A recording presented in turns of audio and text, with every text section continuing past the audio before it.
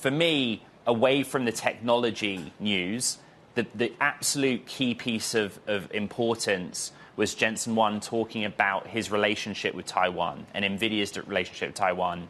The basic plan is to build a supercomputer for Taiwan, but he was kind of at pains to point out that this is in partnership with TSMC and other leading names that are Taiwanese champions.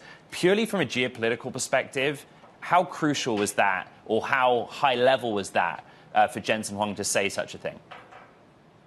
It's very important, and Nvidia, with Jensen Huang at the helm, has been on quite the tech diplomacy tour, the chip diplomacy tour, really over the past few days and the past week, including in Taiwan, as you referenced, where they're talking about building a supercomputer. Taiwan is a very strategic partner, a trusted partner of the United States. It's very important for our shared security, and that's right off the heels of some major deals announced in the Gulf over the weekend and late last week with Saudi Arabia, with the UAE, who also want to be global capitals when it comes to artificial intelligence. And there's going to be more sharing of advanced chips there. So all of that is really important as the United States seeks to secure trusted partnerships with important partners across the globe when it comes to advanced semiconductors.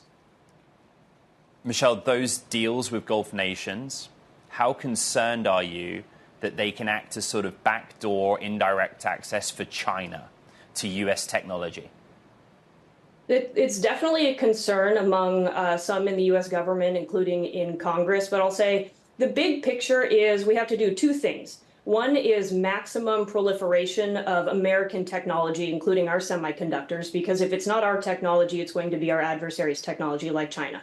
So max proliferation is really important. At the same time, we also have to have maximum security controls to make sure that those technologies, including chips, don't get diverted toward adversaries like China. Those two things have to happen. It can be done, but it requires that companies and the U.S. government and our allies, by the way, work really closely together. And that's what tech diplomacy is all about. And I think you see the White House, the Commerce Department, as well as leaders in Congress with the new Chip Security Act, making sure that those security controls are in place. Jensen Huang's tech diplomacy, I think, is worth lingering on. Taiwan is clearly important to Nvidia, and we remind ourselves that the mainstay of TSMC's lead-edge fabrication is in Taiwan. But China is also important to Jensen Huang, whether that market is closed to him or not. Is he getting the balance right? Well, it's interesting that you mentioned that, because on this tech diplomacy tour, there were the deals announced in the Gulf. There's the news in Taiwan today. But let's also not forget that he announced a new research center in Shanghai just a few days ago. And it's no coincidence that all of these things are happening in the same time. And look, he's got a global business to run. He definitely has multiple interests that he's trying to meet. But we have to make sure from the U.S. national security standpoint is that all of that doesn't endanger American national security and give some of our most advanced technologies to China. So the role that he plays in working together with our government, we have to make sure that business objectives meet national security objectives, and it can be done, but we have to be working together in order to do it. In January of this year, Anduril's co-founder, Palmer Luckey, told me point blank that they are preparing for a scenario where China invades Taiwan at some point in the coming years. It is one severe outcome. Take that argument and extrapolate it out to AI infrastructure and semiconductor manufacturing and Taiwan's role in everything that we've just discussed.